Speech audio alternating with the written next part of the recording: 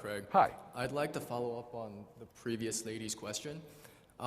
It seemed to me like most of your evidence for proving your 4 facts was predicated on Scripture itself. It seemed like there was very little cross-referencing, as you suggested in your answer to her question. So my question is, why is it that we take the New Testament to be of such validity and... To be what? To be so valid. Why do we take it to be valid? And wait, 1 second. And at the same time not fully believe that, say, the stories in the Odyssey occurred in reality, or that other great Greek fictions were also real? What separates the New Testament Well, from in those? a sense, the lecture this evening is the answer to your question. The lecture this evening is an explanation of why most scholars today think that the story, for example, of the discovery of the empty tomb is historical, or why Joseph of Arimathea is taken to be the person who buried Jesus. I mean, think of the burial account of Jesus. I am in no way, as I said, privileging the New Testament. We're looking at all of the ancient sources for Jesus, but what we have in the case of the burial is... What sources support this story besides the New Testament? Why do you ask that question? Because you see, I that feel like... that question betrays the assumption that the sources in the New Testament are somehow suspect and are not to be taken as evidence. But if something's outside the New Testament, now that's real evidence. Oh, I apologize. I'll clarify. clarify. That's question begging, because what I'm saying is that you look at all of the sources that we have for the life of Jesus equally, and that in the case of the Gospels, these are the earliest and most primitive sources that we have for the life of Jesus. And so to ignore them in favor of extra-biblical sources would be simply mad as historical methodology. The historian always will look at the earliest, most primitive documents as his most reliable documents.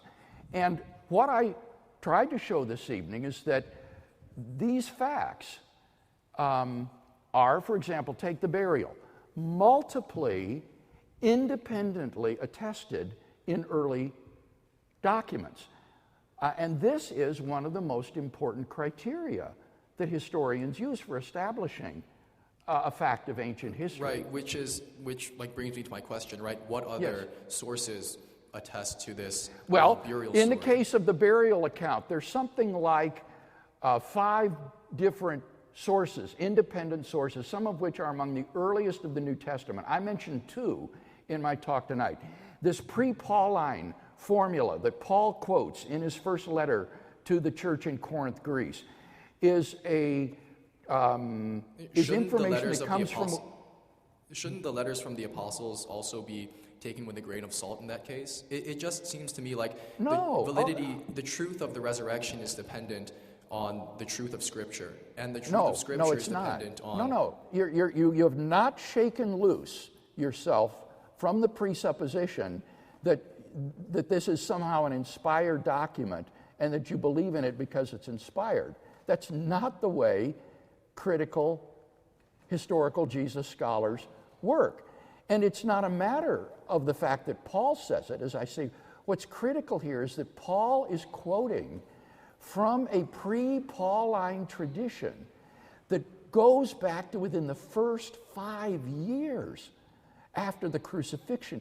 This is a source which is incredibly close to the original events, which Paul himself used, quotes, and passes on. So it has nothing to do with Paul. He's just the intermediary who passed on this tradition.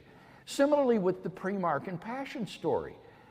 Mark may have been written in the early 60s, but the pre-Mark and Passion story goes back even earlier than that. Many scholars will date it around AD 40 or so. That's just 10 years after the death of Jesus.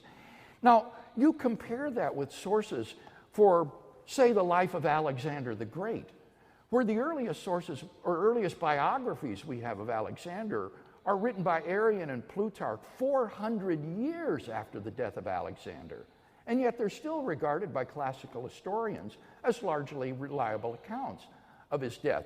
The sources that we have for the life of Jesus are just incredibly close to the events that they are about, and therefore they are taken extremely seriously by historians today.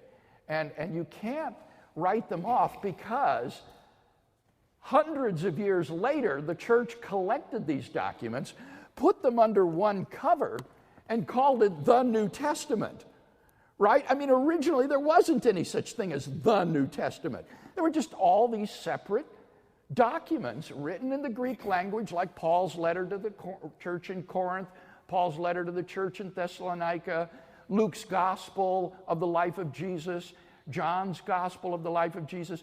All of these various documents were then later collected and put under one cover called the New Testament.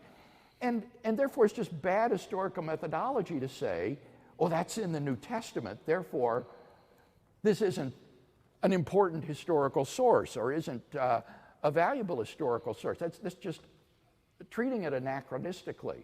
You've got to treat these documents for what they originally were and then look at or apply the criteria for historicity to the documents with a view toward determining what is reliable in them and what is unreliable and can be ignored or discarded.